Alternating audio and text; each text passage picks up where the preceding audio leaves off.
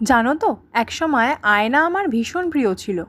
দিনের বেশ অনেকটা সময়ই আমি আয়নার সামনে কাটাতে ভালোবাসতাম। আয়নার সামনে দাঁড়িয়ে বিভিন্ন মানুষের নকল করতাম, অঙ্গভঙ্গি করতাম, অভিনয় করতাম, রূপচর্চা করতাম, হাসতাম, কাঁদতাম, আরও কত কী যে করতাম। আরেকটা জিনিস আমি ভীষণভাবে করতাম, সেটা হচ্ছে সারা দিনের ঘটনা আমি আয়নাকেই বলতাম। আয়নাই ছিল আমার এক সময়ের প্রিয় বন্ধু, আর সেও কিন্তু বন্ধুত্বের মান রাখতে ভালোই পারতো। সে অপেক্ষা করে থাকতো সারা দিনের পর আমি কখন তার সামনে এসে দাঁড়াবো। আমাকে ভালো লাগলে তাও সেটা বলতো, আর খারাপ লাগলে সেটাও জানাতো।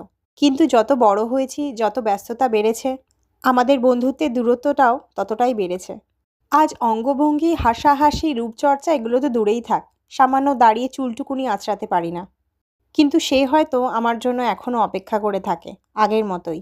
আগে যখন আমি রূপচর্চা করতাম, তাকেও সুন্দর করে পরিষ্কার পরিচ্ছন্নভাবে রাখতাম।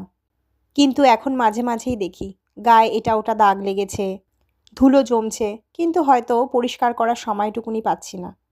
জানি তার মনে মনে ভীষণ অভিমান হয়, কিন্তু কিভাবে তাকে বোঝাই যে আগের মতো সে এখনও আমার প্রিয় বন্ধু।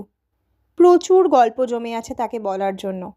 দিন যাবে, সময় পেরোবে, যেভাবে বড় হয়েছিলাম সেভাবে বুড়োও হব। আজ জীবনে যেই ব্যস্ততাটা রয়েছে, কাল থাকবে না।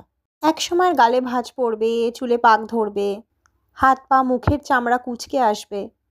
তখন হয়তো তার থেকে সৌন্দর্যের কমপ্লিমেন্ট আর পাবো না, কিন্তু যেই ভরসাটা সে দিত, সেই ভরসাটা তো তখনও থাকবে, তাই না? তখন অনেকটা সময় পড়ে থাকবে। না, তখন আর রূপচর্চা, অভিনয়, অঙ্গভঙ্গি এসব করার কোনো প্রয়োজনীয়তা থাকবে না। কিন্তু গল্পগুলো জমে থাকবে। সেই গল্পগুলো সব আমার প্রিয় বন্ধুকে বলবো। আর বলবো, আয়না, এখনও তোমাকে ভালোবাসি আগের মতোই।